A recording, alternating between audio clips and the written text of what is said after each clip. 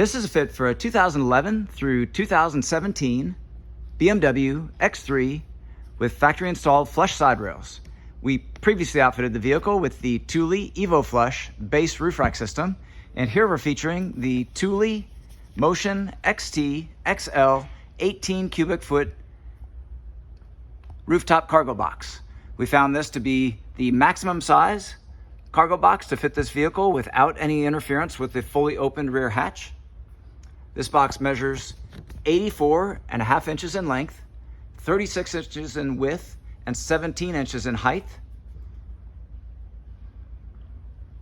The box itself weighs 46 pounds, giving it a total carrying capacity on this roof rack, which is rated to 165, of 119 pounds.